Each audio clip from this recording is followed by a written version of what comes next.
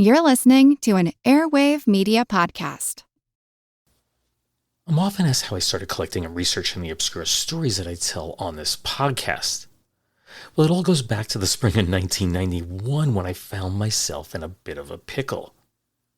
That's because I had just completed my first year of teaching earth science at Chatham High School in Chatham, New York. But as the year went on, the U.S. economy took a major downturn and we entered a recession. And Chatham, it had no choice but to lay off a large percentage of its staff. And of course, since I was the new kid on the block, the low man on the totem pole, as the expression goes, it was clear that I was going to lose my job. But there was one way for me to avoid being let go. I was told that our physics teacher was retiring, so if I could complete my state physics certification before the following school year, which I should point out was just 3 or 4 months away, I could take over his position. So I contacted someone at the state education department, had him review my college transcripts, and I was told that I needed to complete 5 college credits in physics. But in typical state bureaucracy fashion, I was told that my graduate level course in geophysics, that was unacceptable. It was in the wrong department. It needed to be a physics credit. Yet, and here's the crazy part, they allowed me to take Physics 1 for a second time. Now, the man I spoke to said as long as the course was at a different college, they would accept it. In other words, the advanced geophysics course I took wasn't acceptable, but if I repeated the same exact introductory physics course that I'd taken as an undergraduate, that was. Go figure. Anyway, Physics 1 was a 4-credit class, and that left me 1 credit shy of my certification. Luck was on my side, however, and that's because RPI, the Rensselaer Polytechnic Institute, they were offering a 1-week-long intensive summer course for new physics teachers. And since I never taught physics before, this was perfect for me. The course was totally free if you didn't want credit, but since I needed the credit, I had to pay RPI for my 1 credit. And of course, I did get my physics certification right after that. Not that I taught physics right away, and that's because the state restored a lot of the educational funding it had cut, and I was able to stay in my earth science position for another 2 years. But then the physics teacher they hired, he left, and they asked me if I'd like to teach the physics. Initially I said no, but my friend Dave Pellegrino, who's a Latin teacher there, he convinced me that I should do so, and I taught physics for the remainder of my career. I have to tell you that RPI class, it was the best class I ever took during my entire college education. And I spent 7 years in college plus some other classes, and by far that was the best class. Not only did it provide me with a wealth of resources to teach with, but one of the 3 guys teaching the class held up a copy of a book titled The Straight Dope by Cecil Adams. And I don't remember exactly what he said, but it was something to the effect like, you need to get a copy of this book. And if you find yourself with a couple of minutes at the end of class and you don't know what to do, just turn to any page in this book, read it to the kids, and they're going to love it. So I got a copy of the book, and then I got several more copies. Why? Because the students kept stealing it off my desk. They liked it that much. And that's when I began collecting these obscure, sometimes quirky stories that I tell on this podcast. If you think about it, that one book, it changed my life forever. Of course, few people had access to the internet when I first started telling these stories. As a result, most of what I shared with my students, they came from books. They were written by other authors, and they were just collections of quirky factoids and true stories that I got at my local bookstore, or at the library or wherever. But the issue with relying on books is their repetitive nature. It quickly became obvious that the authors, they were just stealing from one another. They'd read these books and, pick out their favorite stories, rewrite them, and then put them into new compendiums. In other words, there simply wasn't much original research happening. And eventually I started digging on my own, and in the early days, again, no internet, I had to head up to the University of Albany and spend hours just poring through the microfilm newspapers. And I'll admit the resources were limited, but it was a start, and it gave me the opportunity to create original content of my own. Well, clearly the availability of information has just exploded with the rise of the internet. And I have to tell you, with each passing day, there just seems to be more and more and more information available. research has gotten a lot easier. Well, I first came across a story you're about to hear about 10 or 12 years ago, but I hit a wall fairly quickly, and that's because I had no idea how the story ended. All I had were a few random newspaper clippings, certainly not enough to pull an entire story from. Then a few years later, the story came to the top of a pile I was looking through, and I decided to take another crack at it. And I did find more information, but again, I was still left with a lot of unanswered questions, and I set it aside. Then just a couple of weeks ago, I decided to give it one last shot.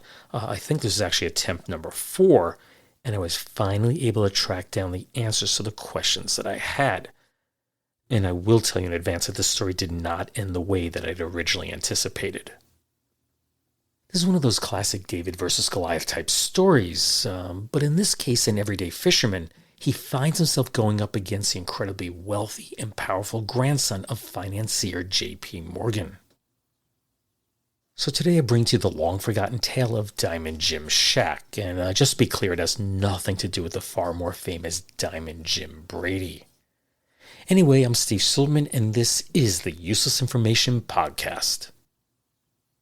Useless information. I think I've mentioned it before, but I spent the first 7 years of my life living in Brooklyn, New York. And my parents had a very nice brand new home there. It was located at 20 Paragraph First Street.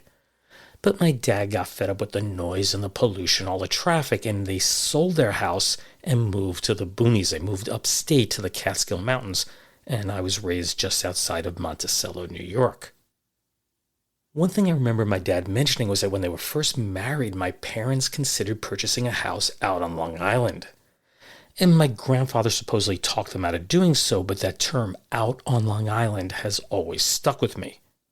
And as a kid, Long Island, it sounded just like what it was, an island. And that implied to me, for us to get there, we needed to cross some sort of body of water to get there, by bridge, tunnel, or whatever. And there's absolutely no doubt that Long Island is an island, but it never occurred to me as a young Brooklynite that we were already living on Long Island. What I didn't realize is that Brooklyn and Queens, which are part of New York City, are located on the westernmost portion of Long Island. So when my dad said out on Long Island, he really just meant further out on the island that we were already living on. Well, my dad passed away in 2009, but I'm certain if he was still alive today, he'd consider the location of today's story, that's Glen Cove, New York, to be out on Long Island. Not way out on Long Island, just out on Long Island. As the crow flies, Glen Cove is about 20 miles or 32.2 kilometers northeast of Central Park in Manhattan. Although I have to tell you, if you're going to drive it, it'd probably take you more than an hour. Located in Nassau County, the city sits on the northern shoreline of Long Island, and the body of water that separates Long Island from the mainland north of it, that's the Long Island Sound. But most importantly to the story is that Glen Cove has 2 large islands along that northern shoreline. There's East Island and West Island, although West Island technically is known as Dosaurus Island, and I'll explain why it's called that in a little bit. And to tell the story, we need to talk a little bit about the history of the 2 islands, and let's start with East Island. East Island was originally occupied by members of the Matinacock tribe. In fact, they occupied the entire area, but they sold the island to Robert Williams in 1667, and of course it changed hands numerous times after that. 242 years later, that's in 1909, the island would end up in the hands of John Pierpont Morgan Jr., who was the son of famed financier J.P. Morgan. Maybe you've heard of J.P. Morgan Chase. The company still does sort of exist today. The purchase price for this large island was reported to be $10,000, which is about $355,000 today, which I have to tell you seems like a bargain.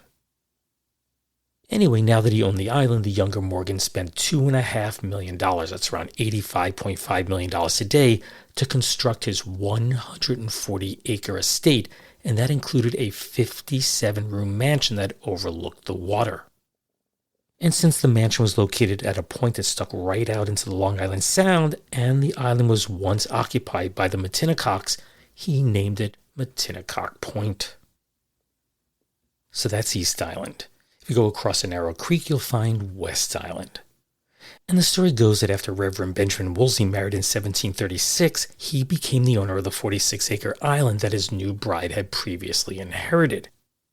Keep in mind that back then, women typically did not own property. If they owned any when they married, it became the property of the husband. Woolsey named it Dosaurus, and he derived that from the Latin term dos uxoris, which means wife's dowry.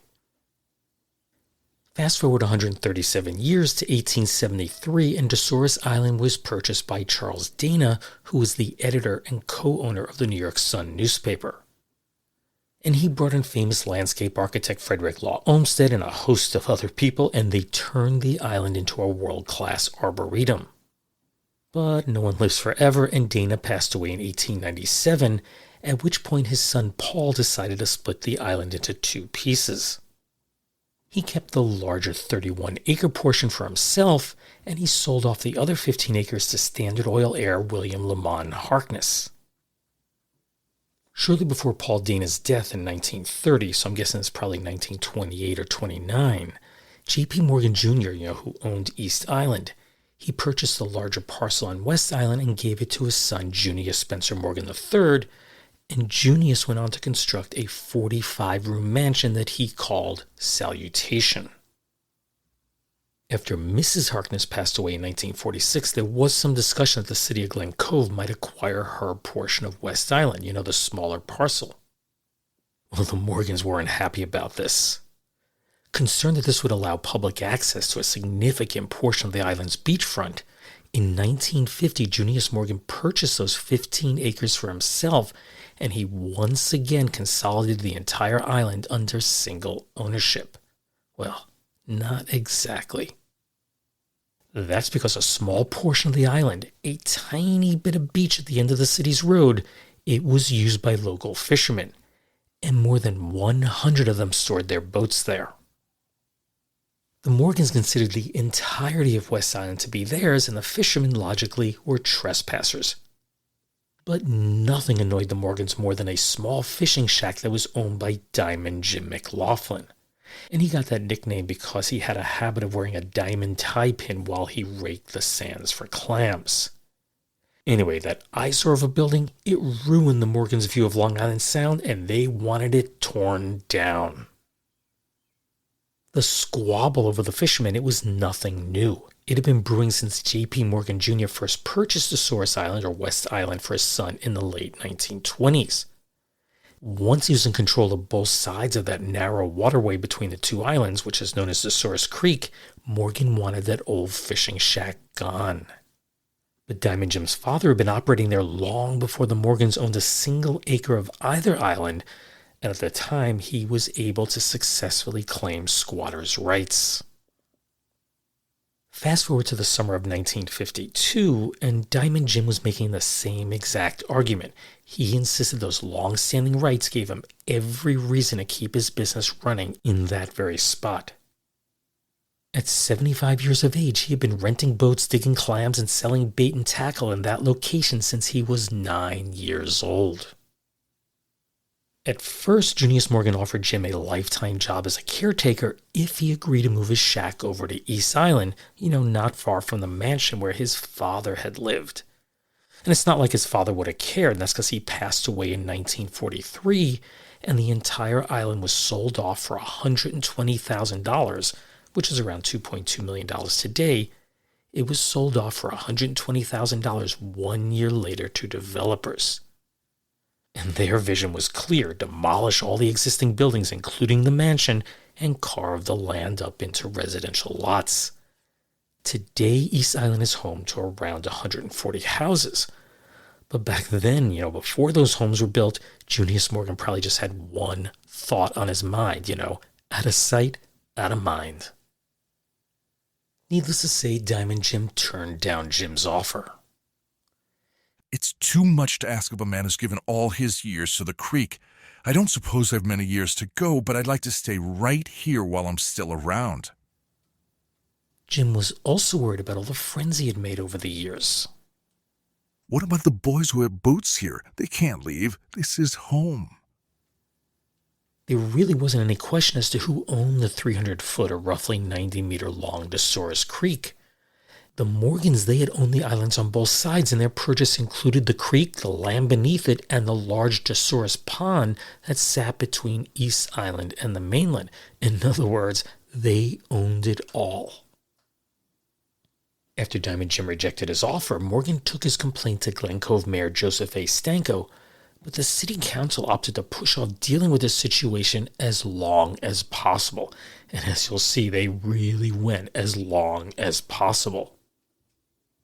Meanwhile, in anticipation of some sort of legal action being taken in the future, a petition objecting to any changes being made was signed by more than 500 people, and it was presented to the city. It read in part, quote, "The fishing station has been maintained on the highest level for the last 50 years, and our friend Jim McLaughlin deserves to remain at DeSource Creek," unquote. Yet 1 year later, the situation was still unresolved. In August 1953, Morgan's attorney, that's a guy named Augustus Wheeler, he told the city that his client had gone more than halfway and now must protect his own property rights. Morgan also penned a letter to Mayor Stanko. Since the spring of 1952, I've repeatedly called your attention to unwarranted conditions that exist at DeSource Creek West Island. The noise at all hours of the day and night, unsanitary conditions, vandalism, and objectionable nuisances must be stopped, and I ask you as Chief Magistrate of our city to take whatever action is needed at once. In that same correspondence, Morgan rescinded an earlier offer he had made to the city in which he would spend $30,000, which is around $360,000 today, to purchase a new municipal beach elsewhere in Glen Cove if they agreed to give up the beach that bordered his island. But Mayor Stanko, he didn't seem too upset by all of this. "Don't worry, we'll never give up beach rights of any of our people." The reality, however, was that no one was certain who owned the beach area that the public was accessing. The city was certain they owned about 100 feet or 30.5 meters of shoreline just beyond the bridge that connected the two islands, but they wouldn't venture a guess as to who owned beyond that. A survey conducted by city engineer Sidney B. Bound concluded that both Diamond Jim and Junius Morgan were encroaching on city property. Diamond Jim's weather-beaten shack extended roughly 10 feet or around 3 meters too close to the road, while a stone wall built by Morgan had crept onto city land by nearly the same distance. Needless to say, the whole thing was headed you-know-where, to court. Jim hired a lawyer, which, if you think about it, was quite the gutsy thing to do. That's because the Morgans, they could bury him. They clearly had the financial resources to keep this thing tied up in court for a very long time. But as of June 1954, that's the following summer, the case had still not moved forward. At the time, Jim was recovering from a brief illness, and he told a reporter for Newsday, I haven't even seen either Mr. and Mrs. Morgan, but I am still in my own place and intend to stay there. A lot of folks might have thought I was done for when I went to the hospital.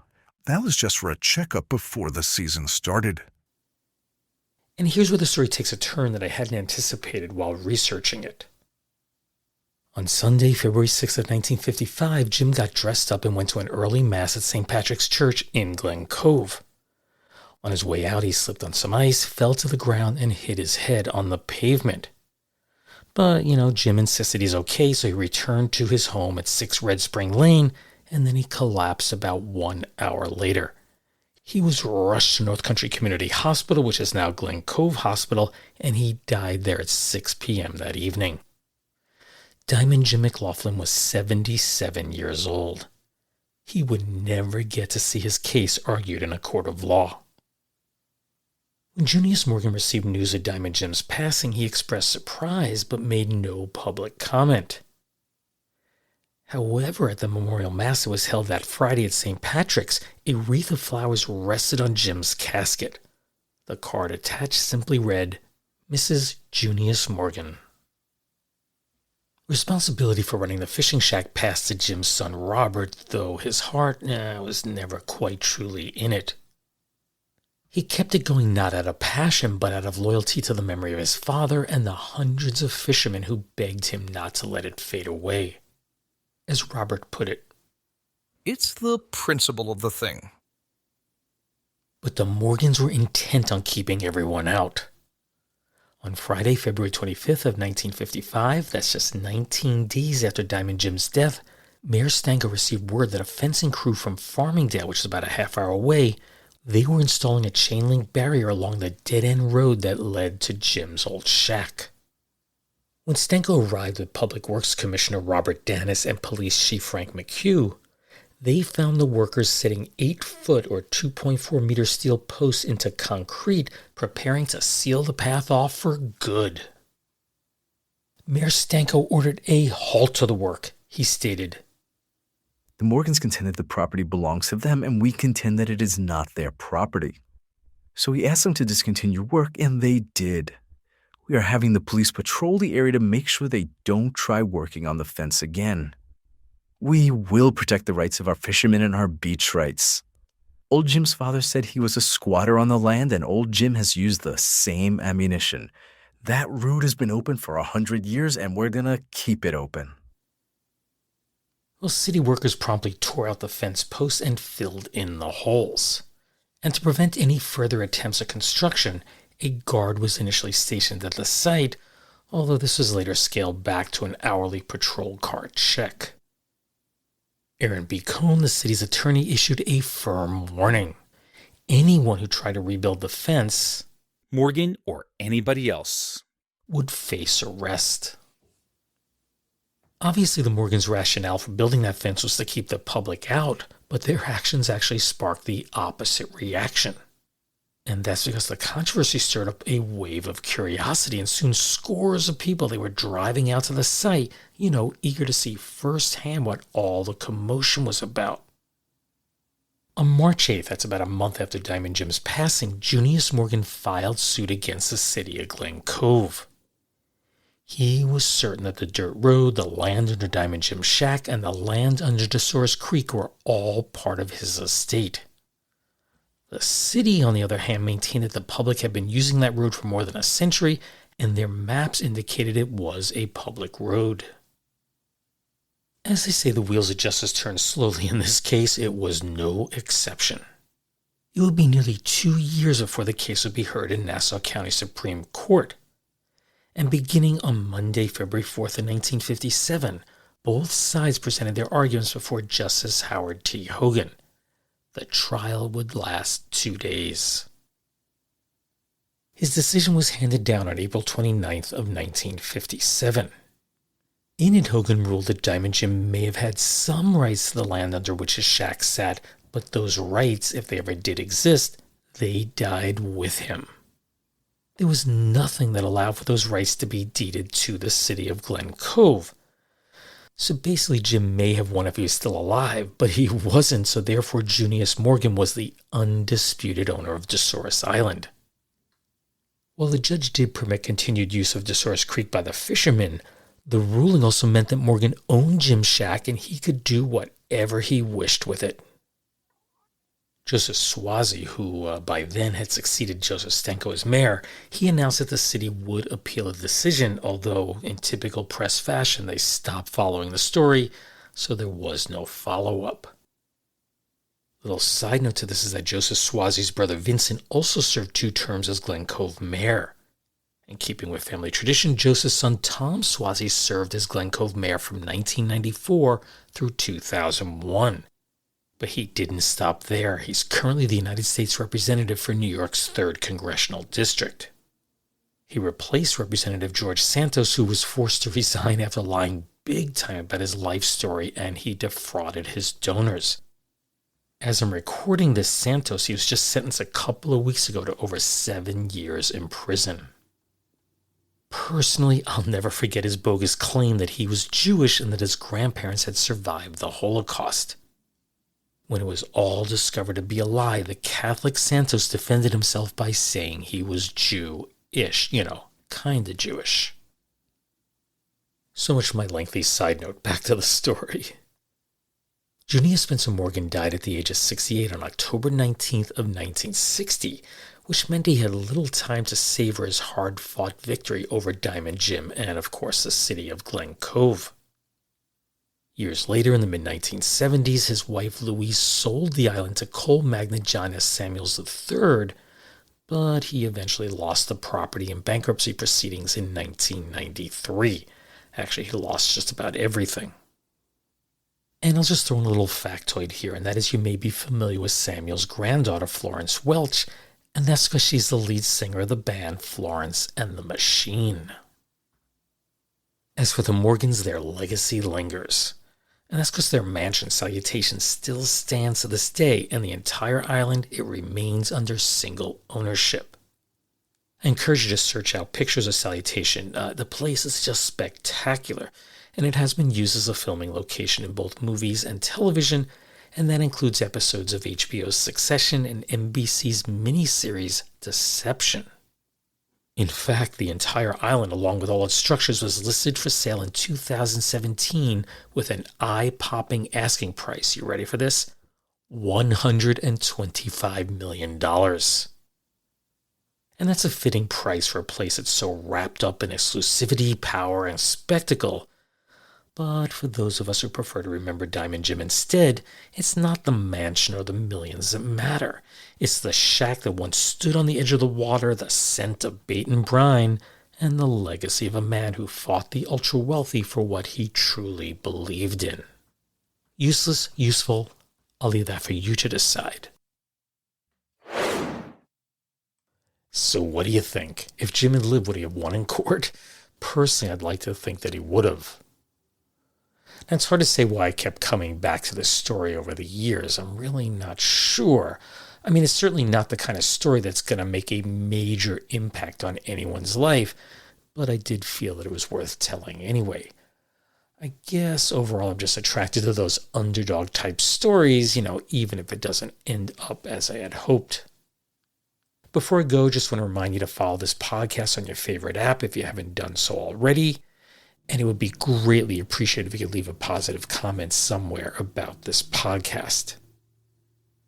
The Useless Information Podcast is part of the Airwave Media Podcast Network, so be sure to visit airwavemedia.com, and there you'll find a curated selection of some of the very best podcasts out there.